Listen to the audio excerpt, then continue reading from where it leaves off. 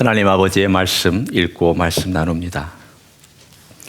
말씀은 요한복음 4장 27절부터 38절까지의 말씀입니다.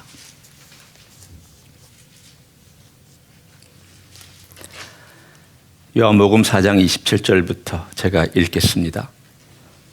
이때 제자들이 돌아와서 예수께서 여자와 말씀하시는 것을 이상히 여겼으나 무엇을 구하시나이까 어찌하여 그와 말씀하시나이까 묻는 자가 없더라. 여자가 물동이를 버려두고 동네로 들어가서 사람들에게 이르되 내가 행한 모든 일을 내게 말한 사람을 와서 보라. 이는 그리스도가 아니냐 하니 그들이 동네에서 나와 예수께로 오더라. 그 사이에 제자들이 청하여 이르되 랍비여 잡수소서. 이르시되 내게는 너희가 알지 못하는 먹을 양식이 있느니라. 제자들이 서로 말하되 누가 잡수실 것을 갖다 드렸는가 하니 예수께서 이르시되 나의 양식은 나를 보내신 이의 뜻을 행하며 그의 일을 온전히 이루는 이것이니라. 너희는 넉 달이 지나야 추수할 때가 이르겠다 하지 아니하느냐. 그러나 나는 너희에게 이르노니 너희 눈을 들어 밭을 보라. 희어져 추수하게 되었도다. 거두는 자가 이미 삭도 받고 영생에 이르는 열매를 모으나니 이는 뿌리는 자와 거두는 자가 함께 즐거워하게 하려 함이라. 그런즉 한 사람이 심고 다른 사람이 거둔다 하는 말이 옳도다.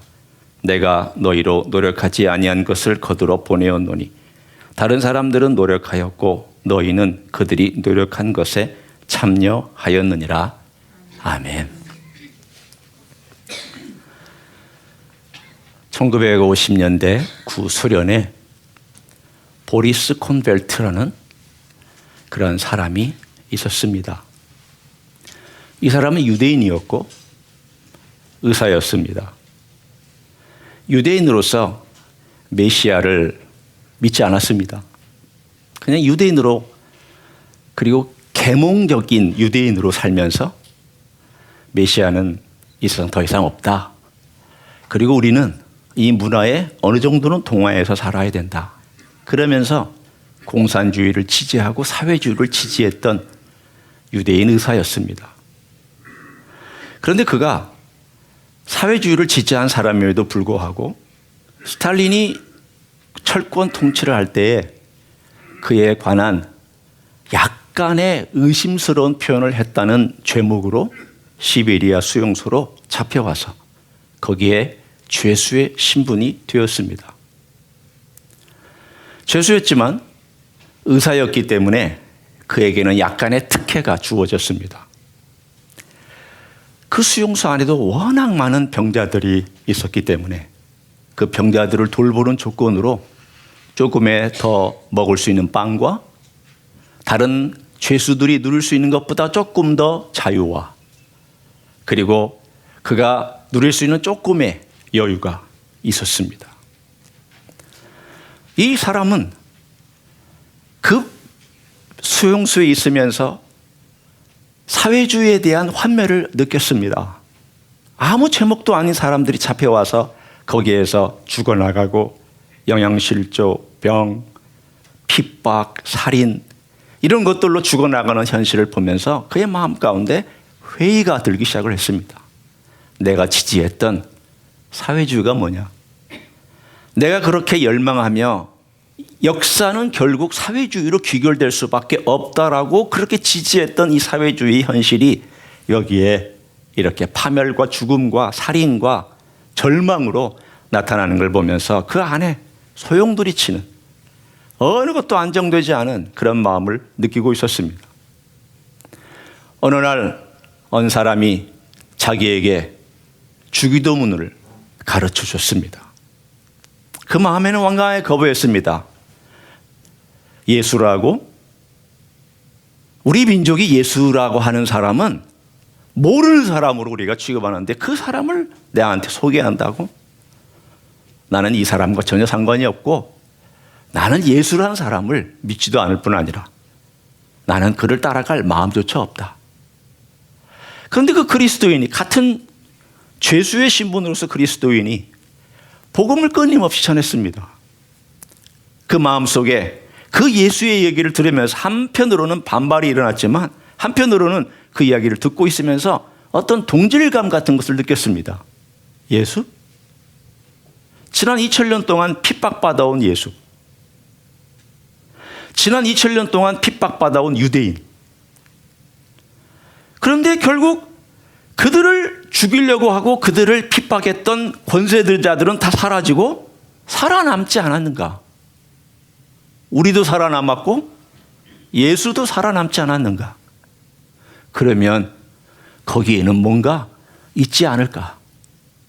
그의 마음속에 한쪽으로는 거부하면서 한쪽으로는 무언가 호기심이 생기기 시작했습니다. 과연 예수는 누굴까? 우리 유대인의 한 사람인데 우리가 그렇게 배쳐가는 예수는 누굴까? 누구길래 지난 2000년 동안 지금 내 곁에서 그 사람을 증거하고 있는 이 죄수의 신분으로 수용소에서 증거하고 있는 저 사람의 삶은 도대체 뭘까? 뭐가 즐거워서 저렇게 증거하고 있는 것일까? 억울한 것 투성일 텐데 그의 마음에 회의가 들기 시작을 했습니다. 사회주의에 대한 회의, 또한 자기가 이제까지 살아왔던 삶에 대한 회의, 모든 것이 뒤엉킨 어느 날 간수한 사람이 칼에 찔려서 동맥이 끊어진 채로 수술실에 들어왔습니다. 의사니까 이 사람을 수술해야 됩니다.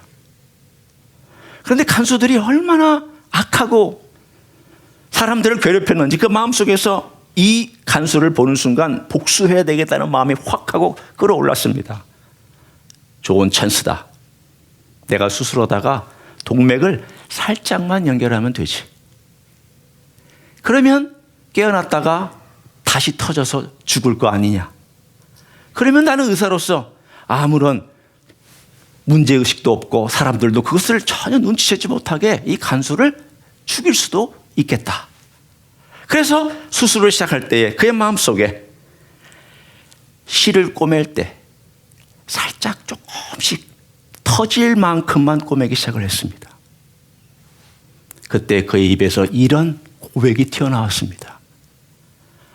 우리가 우리 죄를 사하여 준 것 같이 우리의 죄를 사하여 주옵시고. 갑자기 그 입에서 그 주기도문의 한 구절이 탁 튀어나왔습니다. 아니 자기가 알지도 못하고 계속 듣기만 했던 그 예수가 가르쳐줬던 그 고백이 딱 튀어나오면서 그의 마음속에 아니야, 내가 이 사람을 죽일 수 없지. 내가 이 사람을 죽인다는 것은 그 말이 안 되지. 내 죄를 사해 준 것 같이 내가 사해달라고 기도하고 이게 뭘까? 그러면서 그 사람이 그 사람의 동맥을 다 꿰매주고 그 간수를 살아나게 만든 다음 그 기도문을 생각하고 그 삶의 변화를 받기 시작을 했습니다. 예수를 믿기 시작했습니다. 공산주의 사회에서 예수 믿는다는 것은 정말 어리석은 결정이었습니다. 그것도 유대인으로서 예수 믿는다는 것은 정말 결정적인 어리석은 결정이었습니다. 그러나 그 이후로 그의 삶이 다 바뀌기 시작을 했습니다. 불안했던 삶이 평안해졌고 의미 없던 그 감옥 생활이 의미가 생기기 시작을 했습니다. 오늘 그 보리스 콘펠트라는 사람과 같은, 물론 다른 시대에 살았던 다른 이야기지만 같은 종류의 경험을 한 사람의 이야기가 오늘 본문에 등장합니다. 여인은 이름이 없습니다. 보리스 콘펠트는 이름이라도 있지만 이 사람은 이름이 없습니다. 이 여인은 그냥 외로운 사람이었고 수치스러운 인생을 살았던 사람이었습니다. 아무것도 자랑할 것이 없었고 의사도 아니었고 정치가도 아니었고 돈 많은 사람도 아니었고 아무것도 없었습니다. 그가 가진 유일한 재산은 그냥 수치밖에 없었습니다. 수치, 모멸감, 부끄러움. 다른 사람들은 다 괜찮게 사는데 왜 나만 이렇게 부끄럽게 한 대낮에 나와서 비참한 인생을 살아가는가라고 했던 그 여인에게 예수님 찾아가 주셔서 만나 주셨던 이 사건. 이 여인의 모든 것이 변했습니다. 예수를 믿으면 어느 한 가지만 변하는 게 아닙니다. 예수를 믿으면 다 변하기 시작합니다. 오늘 그 여인이 변했던 것들을 본문을 통해서 몇 가지 살펴보도록 하겠습니다. 첫째는 이 여인이 시각이, 퍼스펙티브가 변하기 시작을 했습니다. 그 말이 어디에 있는지 한번 보십시오. 29절에 보면, 먼저 29절을 봅니다. 내가 행한 모든 일을 내게 말한 사람을 와서 보라. 이는 그리스도가 아니냐. 와서 보라라고 얘기한 이 보라라고 하는 내용은 강조용법이죠. 그러나 좀 와서 만나기를 원하는 시각적인 부분을 얘기하는 내용입니다. 내가 눈이 열려서 예수를 만났다는 것입니다. 내가 눈이 열려서 그리스도를 만났다는 뜻입니다. 그리스도를 만나자 그 시각이 바뀌었고 그리스도를 알아보기 시작했고 그의 인생이 더 이상 과거에 머무는 비참하고 소외되고 아무것도 없는 인생이 아니라 이제는 무언가 달라진 새로운 시각을 갖게 됐다는 것을 말합니다. 그리고 나서 그의 마음이 이렇게 바뀌었습니다. 제가 여기 여러분과 함께 나눈 것은 순서적인 면에서 나누고 있습니다. 먼저 이 여인이 예수님을 발견하고 예수님을 그리스도로 알게 되고 그리스도로 알게 되는 시각이 눈이 열려지면서 그 마음 가운데 그 다음 어떤 것이 찾아왔는가, 그걸 잘 드러내주는 동사가 있습니다. 28절에 나와 있습니다. 여자가 물동이를 버려두고 동네에 들어갔다라고 되어 있습니다. 여자는 뭐로 여기 왔습니까? 물 길러 왔죠. 그런데 물 길러 온 여자가 물동이를 버려두고 하면 어떻게 됩니까? 본분을 지금 망각하고 있는 거죠. 원래 자기 하고 싶은 거를 잊어버린 거죠. 왜? 더 중요한 것이 그의 마음을 꽉 하고 사로잡았으니까. 이제 물동이는 나하고 지금 이 시간에 지금 중요한 게 아니야. 나는 더 중요한 게 있어. 더 급한 게 있어.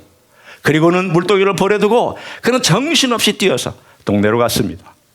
자기의 부끄러운 것도 아랑곳하지 않았습니다. 과거에는 동네 사람 만나는 것이 창피해서 안 만났습니다. 교제하지 않았습니다. 사람들이 보면 자기 보고 수근수근거리니까 아예 사람들하고 같이 만날 생각을 하지 않았습니다. 이런 여인이 시각이 변하고 마음이 변하니까 자기가 먼저 달려가서 동네 사람들한테 얘기를 합니다. 내 모든 걸 말한 사람을 좀 와서 보라고, 좀 와서 만나보라고. 이분이 그리스도가 아니냐고. 삶이 바뀌기 시작을 했습니다. 여러분은 어떻게 삶이 바뀌었는지 저는 모릅니다. 어떤 분은 어렸을 때부터 예수님을 믿어와서 서서히 바뀐 분이 있고, 어떤 분은 예수님을 갑자기 믿게 되어서 어떤 삶이 확 바뀐 어떤 경험을 가진 분이 있을 것입니다. 이 여인의 같은 경우는 전혀 예상하지 못한 상황 가운데서 완벽하게 세상적인 면으로 보면 소외되고 가진 것이 없는 사람이기 때문에 변화되는 것이 굉장히 급변하는 것처럼 여겨집니다. 여러분 그렇잖아요? 정말 세상적으로 살던 사람이나 예수를 모르는 사람이 갑자기 예수 믿게 되면요, 확 바뀌는 것처럼 여겨질 때가 있습니다. 그러면서 이렇게 생각합니다. 나는 왜 저렇게 확 안 바뀔까? 나는 왜 저렇게 확 하고 시각이나 생각이나 마음이나 행동들이 안 바뀔까? 그렇게 여길 때가 있습니다. 제 예를 제가 들어보죠. 저는 기독교 집안에서 태어났습니다. 어렸을 때부터 기독교 가르침과 진리를 무던히 듣고 자랐고, 무던히 주일학교 가서 선생님이 가르치는 거 듣고 또 들었습니다. 대단히 규범적으로 살았습니다. 모범생입니다. 제가 착한지 안 착한지는 모르겠지만 적어도 모범생으로는 살았습니다. 규범에 맞춰서는 살았습니다. 도덕적으로 살았습니다. 결혼을 했습니다. 결혼을 해서 제 아내하고 이제 부부가 되어서 살기 시작을 하는데 제 아내는 저보다는 훨씬 자유로운 영혼입니다. 재능도 많고 자기 자신의 가지고 있는 것들을 막 발휘하면서 예술적인 재능을 뽐내야 되는 그런 여인이 사역자의 사모가 됐습니다. 그런데 저는 또 굉장히 규범적인 게 강하고 규율이 강하고 제가 가지고 있는 프레임이 강해서 제 아내를 여기다가 무던히 집어넣으려고 애를 썼습니다. 여기 안 들어오면 정죄했습니다. 뭐라고 그랬습니다. 여러분, 착한 사람이나 규범적인 사람이 남에게 해를 끼칠 수 있을까요? 네, 많습니다. 착한 것 때문에 남에게 해를 끼치고 규범적인 삶 때문에 남에게 해를 끼칩니다. 무슨 뜻이냐면 내 틀 안에 들어오지 않고 내 틀의 기준에 따라 살지 않으면 나는 그 사람을 불편하게 생각합니다. 특별히 부부간의 관계에서는 더 그랬습니다. 아내를 내 틀 안에 넣으려고 무던히도 집어넣으려고 저는 푸시를 했습니다. 아내도 처음에는 해보려고 했지만 기질도 안 맞죠. 자라는 환경도 그것도 아니죠. 또 그것이 꼭 기독교적인 것도 아니었습니다. 가부장적인 유교적인 사회에서 자라왔던 어떤 틀 안에서 너희는 이렇게 해야 된다. 사모니까 이렇게 살아야 된다. 그리고 기독교인은 이런 것이다. 규율과 규범과 규칙이라고 하는 이 모든 것 안에 제가 그 아내를 집어넣을 때 아내가 결국은 10년 동안 이런 상황 가운데서 몸부림치다가 한 10여 년쯤 됐을 때 천식에 걸렸습니다. 여러분, 천식에 뭐 여러 가지 요인이 있죠. 뭐 면역력이 떨어지면 천식에 걸리고 안 좋지만 사실 천식도 스트레스가 큰 요인 중에 하나입니다. 우리가 앓고 있는 병들 중에 스트레스가 많은 요인 중에 하나잖아요. 당뇨도 그것이 하나고 천식도 그것이 하나고 다른 것도 그런 요인들로 인해서 병이 생깁니다.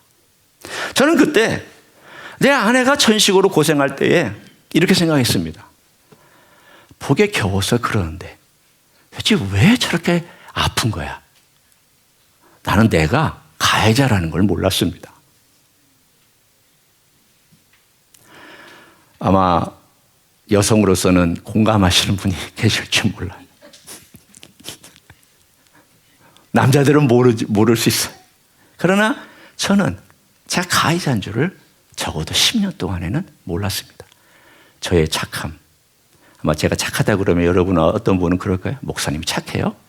이렇게 얘기하는 사람도 있지만 그래도 제 기준에는 착하게 살았어요. 규범적인 삶. 이 삶에 내가 얼마나 아내를 힘들게 했나라는 것을 10년째가 돼서야 깨닫기 시작을 했습니다. 아내가 아팠을 때, 아내가 너무 힘들었을 때, 그것 때문에 갈등이 심각해졌을 때, 그때서야 저는 내가 가해자이겠구나. 처음에는 가해자이다가 아니었습니다. 남자가 깨달음이 참 늦습니다. 처음에는 내가 가해자일 수 있구나 이렇게 생각을 하다가 10년 되고 한 15년 되고 시간이 흘러가면서 내가 가해자구나 라고 느낀 것이 서서히 내 삶 가운데 다가오기 시작했습니다. 그때부터 하나님께서 저를 변화시키셨습니다. 네가 가해자다. 네가 네 아내를 아프게 했다. 네가 네 규율대로 적용했다. 너는 네 아내를 이렇게 살아야 된다라고 명명했고 명령했다. 그건 내가 준 자유가 아니다. 나는 너에게 자유를 주었고 네 아내에도 자유를 줬는데 너는 왜 너의 자유를 가지고 아내의 자유를 속박시켰느냐. 하나님 아버지 앞에서 제 자신이 가해자라는 것을 보는 순간 아, 내가 변해야 되겠다. 내가 변하지 아니하고는 안 되겠구나. 여러분, 그것이 결혼 10년, 지금 결혼한 34년, 35년이 되었는데 결혼 10년쯤 돼서부터 조금 깨우치기 시작을 하고 나서부터 지금 23년, 24년, 25년에 걸치면서 계속해서 하나님께서 저의 마음속에 가르쳐주고 계시는 메시지입니다. 오래 걸렸습니다. 지금도 과정입니다. 어떨 때 변화라고 하는 것은 금세 이루어지는 것도 있지만 어떤 것은 오래 걸립니다. 모범적인 삶을 오랫동안 살아온 사람일수록 이 변화도 오래 걸립니다. 놀랍게 그래요. 예수님이 계셨던 시대에 제일 먼저 돌아왔던 사람은 세리와 죄인들과 거리 여자들이었습니다. 그러면 바리새인들은 언제 돌아왔느냐? 예수님 때는 안 돌아왔습니다. 니고데모 정도 돌아왔을까 말까 합니다. 언제 돌아왔느냐? 예수님 죽으시고 부활하시고 승천하시고 사도들이 복음을 전할 때 제사장의 무리와 바리새인들이 많이 돌아왔습니다. 시간이 오래 걸렸다는 뜻입니다. 여러분이 신앙생활을 오래 하면 할수록 변화도 오래 걸립니다. 희한하게 모순적이 되게. 차라리 여러분이 예수님 몰랐다면 변화가 확 일어날 수 있지만 오래 도덕적인 삶을 오래, 규범적인 삶을 오래, 그리고 빈틈없는 삶을 오래, 남들이 볼 때 별로 문제없는 삶을 오래 산 사람일수록 변화가 사실은 더디게 일어납니다. 그리고 변화를 추구할 줄 모를 때도 있습니다. 왜? 나를 볼 때 문제를 발견하지 못하고 있기 때문입니다. 오늘 우리 주님 앞에서 변화된 이 여인을 한번 보십시오. 시각이 변화되고 마음이 변화되고 행동이 변화됩니다. 변화 없는 그리스도인은 가짜입니다. 어떤 모양으로든지 변화가 계속 일어나야 됩니다. 이건 ongoing 프로세스입니다. 한 번 일어나고 끝나는 것이 아닙니다. 이 여인도 평생 동안 예수님 앞에서 어떤 변화를 더 겪어야 될지 오늘 스토리는 얘기해주고 있지 않지만 적어도 이 여인은 평생 동안 계속되는 변화를 경험했을 것입니다. 그 변화에 대한 이야기를 주님께서 두 번째 스토리 가운데 우리에게 또 강조해서 들려주고 계십니다. 그 사이에 제 아들이 돌아왔습니다. 여인이 정신없이 변화된 마음과 변화된 발걸음으로 마을을 향하여 줄다름치면서 가서 예수님을 소개하고 전파하고 있는 사이에 제 아들이 돌아왔습니다. 돌아와서 예수님한테 예수님, 우리가 먹을 걸 가져왔으니까 좀 드십시오. 얼마나 애썼습니까? 마을에 가서 열심히 없는 돈 가지고 사서 우리 스승님을 위해서 떡 혹은 빵을 가지고 왔으니 얼마나 애쓰고 수고했습니까? 그래도 주님께서 대뜸 말씀하십니다. 나는 너희가 알지 못하는 양식이 있느니라. 제 아들은 역시 눈에 보이는 것만 가지고 늘 얘기하는 습성을 가지고 있습니다. 뭐라고 얘기합니까? 아니, 우리 몰래 주님이 누구에게서 빵을 얻으셨는가? 아니, 우리 보고 빵 좀 사오라고 먹을 것 가져오라고 마을로 보내셨고는 누구 또 다른 사람을 통해서 또 빵을 얻으셨는가? 제자들은 늘 이 수준이었습니다. 뭐 우리하고 수준이 비슷해요. 예, 뭐 늘 바라보는 거, 눈앞에 있는 먹는 거, 눈앞에 소유하는 거, 눈앞에 안전한 거, 내가 얼마나 누릴 수 있는가, 내 자식은 얼마나 성공할 수 있는가, 다 눈앞에 있는 것 가지고 그냥 안절부절하지 못하잖아요. 쟤들의 모습을 보이는 꼭 내 모습을 보고 있는 것 같아요. 그때 주님께서 말씀하십니다. 내 양식은 나를 보내신 이의 뜻을 행하며 그의 일을 온전히 이루는 이것이니라. 여러분, 양식이 뭐예요? 양식은요, take in, 안으로 들어가는 거예요. 그런데 주님이 말씀하시는 것은 take in이 아니에요. give out이에요. 아버지의 뜻을 행하며 그의 일을 온전히 이루는 이것이니라. 바꿔 얘기하면 안으로 먹어서 섭취하는 것이 아니라 자기의 행동으로 드리는 것, 행하는 것, 그리고 발산하는 것, 이걸 자기가 에너지원이라고 말씀하고 계세요. 내 양식이 있다. 나는 아버지의 뜻을 행하고 그것이 내 양식이다. 내가 바깥으로 아버지를 위하여 아버지를 기쁘게 해드리는 이것이 내 삶의 원동력이고 가장 중요한 것이다. 나는 이것만 하면 배부르다. 내 밥심이 있다. 한국인은 밥심으로 살잖아요. 그렇죠? 옛날에는 전 밥심을 몰랐어요. 왜냐하면 미국에서 기숙사 생활도 했고 또 미국에서 빵도 피자도 또 이런 것도 좋아했으니까 제가 한국인은 밥심으로 산다 그러면 저는 속으로 그렇게 얘기를 했거든요. 나 빼고 나는 저로 밥심 없이 살았어요. 미국에 사는 동안 밥 안 먹어도 아무 문제 없었어요. 밀가루 먹어도 아무 문제 없었어요. 그런데 어느 순간인가 제가 밥이 먹고 싶다라는 때가 있더라고요. 그러면서 제가 느꼈어요. 내가 조금 나이가 들었나 보다. 한국인은 밥심으로 산대요. 여러분 어때요? 밥심으로 사시잖아요. 예수님의 밥심은 무엇이었습니까? 타고 먹는 것이 아니었어요. 하나님을 위해서 드리는 거였어요. 아버지를 바라보고, 자, 시각은 아버지를 바라보고 그의 마음은 아버지를 기쁘시게 해드리는 것이 자기의 기쁨이었고 그게 양식이에요. 마음은, 그리고 행동은 그것을 온전히 이룰 때까지 쉬지 않으셨어요. 그분의 시각, 그분의 마음, 그분의 행동, 모든 것이 다 아버지로부터 아버지께로, 그리고 아버지 일을 이루는 데 집중되어 있었던 것을 말씀하고 계십니다. 자, 그리고 나서 제 아들에게 두 번째 이미지로 설명을 합니다. 너희들은 넉 달이 지나야 추수할 때가 된다고 말하고 있다. 관용합니다. 넉 달이 지나야 추수할 때가 된다는 말은 아직 시간이 충분하니까 좀 서두르지 마. 좀 귀찮게 좀 하지 마. 지금 시간이 많은데 왜 자꾸 서두르는 거야. 그렇게 너희들이 얘기한다.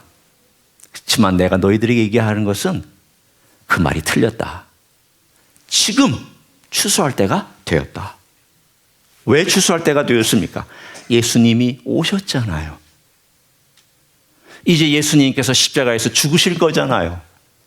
그리고 예수님께서 이제 곧 부활하실 거잖아. 이 시점으로 보면 우리에게는 주님께서 이 땅에 오셨잖아요. 그리고 십자가에서 우리 죄를 위해 죽으셨잖아요. 그리고 부활하셨잖아요. 그리고 주님 승천하셨잖아요. 이제 곧 오시잖아요.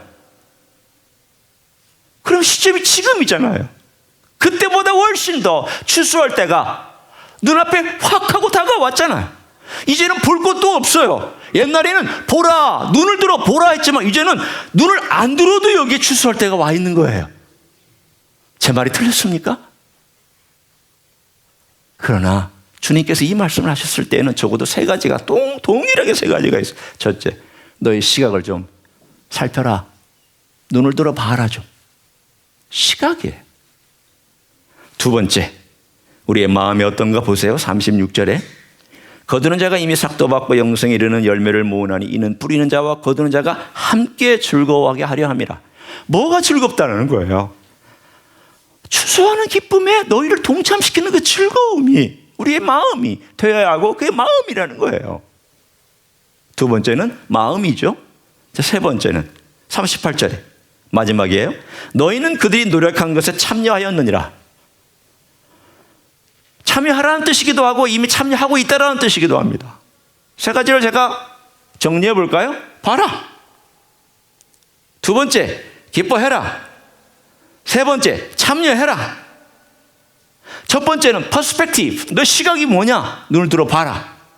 두 번째, 너의 마음은 이것 때문에 즐거워해라. 세 번째, 너의 행동은 뭐냐? 참여하고 있다. 참여하는 것이다. 참여하라. 이거예요. 주님은 자신이 행한 일을 똑같이 우리들에게 말씀하고 계세요. 나는 아버지를 바라보고 있다. 그리고 아버지를 기쁘시게 하고 아버지의 뜻을 행하는 것이 나는 늘 내 양식이로 그것이 전부가 내 마음에 가득 차 있다. 그러나 나는 그것을 완전히 이룰 때까지 내 행동은 멈추지 않는다. 십자가에서 내가 죽을 때까지 나는 멈추지 않을 것이다. 주님께서 이 말씀을 하시고는 제자들에게 똑같이 요청하고 계시는 거예요. 너희도 그렇게 해라.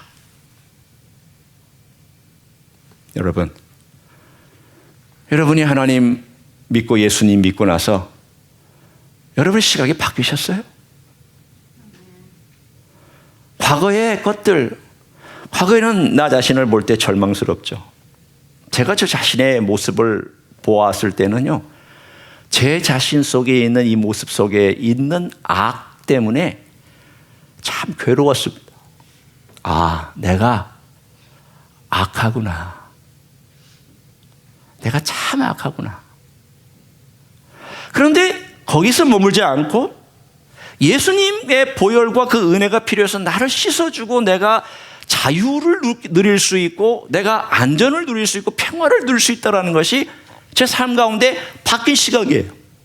옛날에는 예수 믿는 거 그냥 예수 믿는 것으로 알고 따라갔어요. 남들이 예수 믿으면 평화가 있고 예수 믿으면 기쁨이 있다는 것이 그런가 보다라고 애매하게 생각했는데 그 애매한 게 왜 애매했냐면 내가 죄인이라는 걸 몰랐기 때문에 애매했었어요. 얼마나 허물이 있는지 몰랐기 때문에 그게 애매했었어요.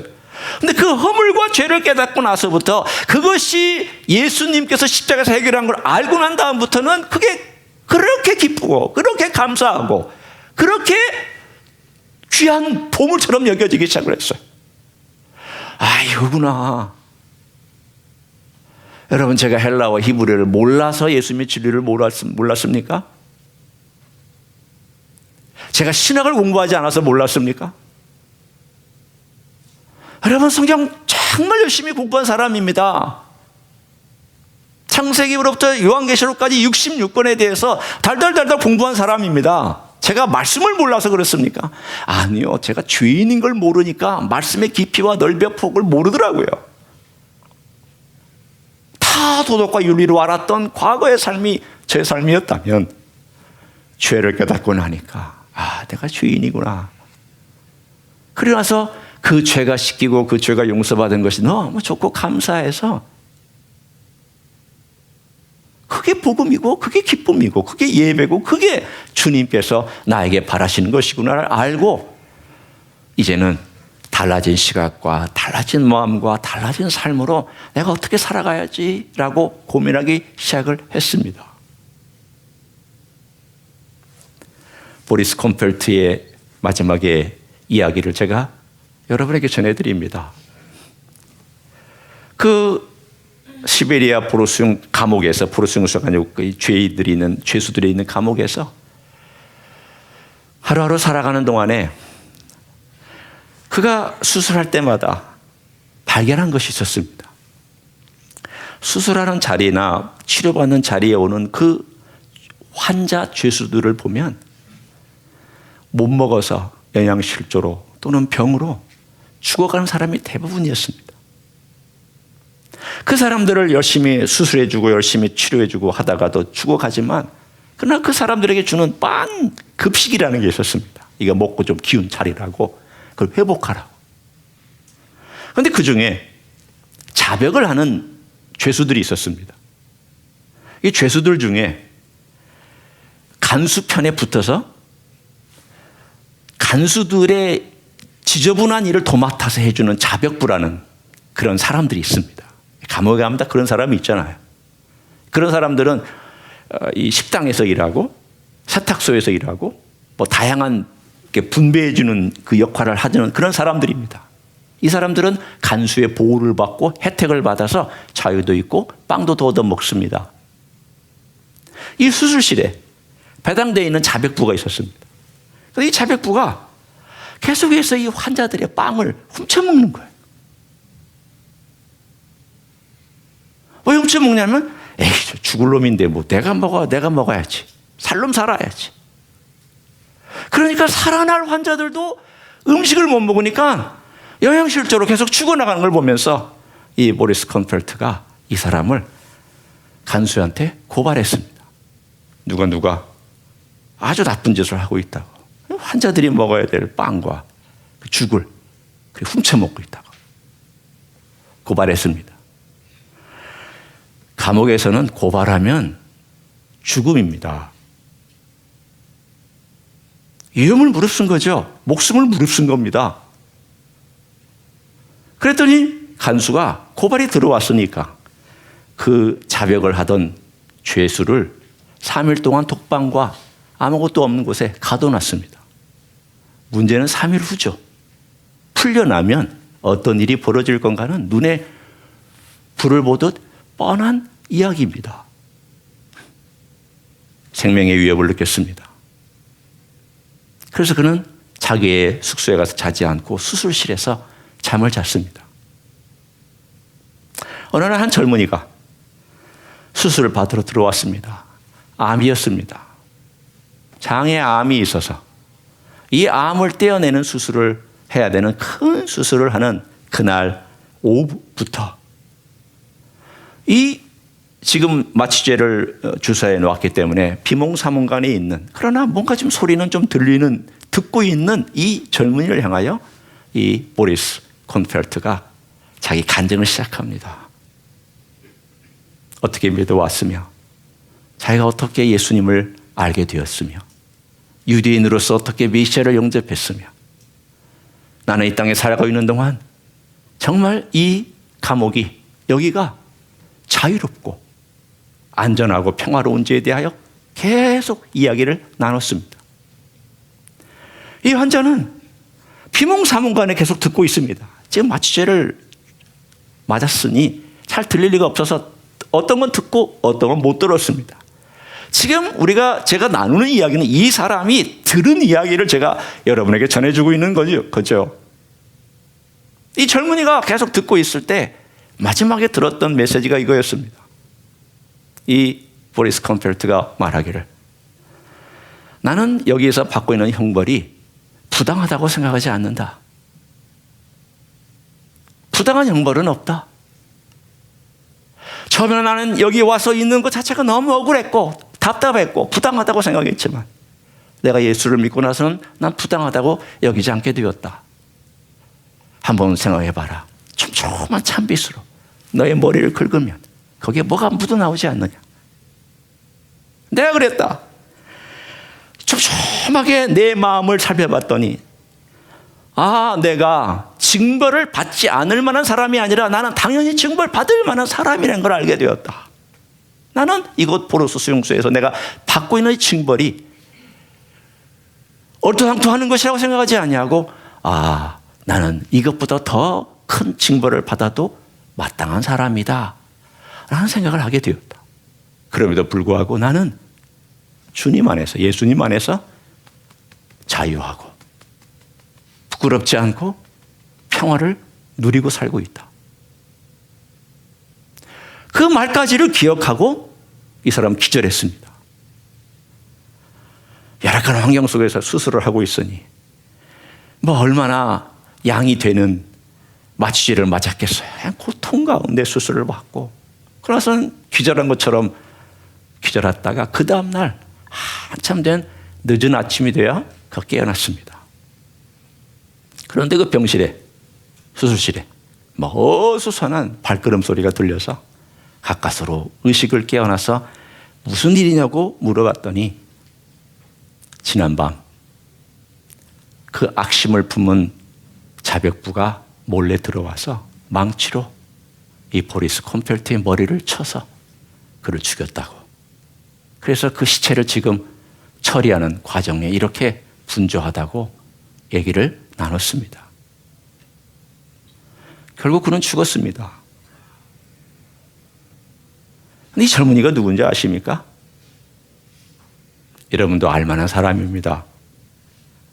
바로 솔제니친입니다. 이반 데니소비치의 하루라는 책을 썼고 수용소의 군도라는 책을 썼고 암병동이라는 책을 썼고 러시아의 양심이라고 불리는 알렉산더 솔제니친이 바로 그 젊은이였습니다.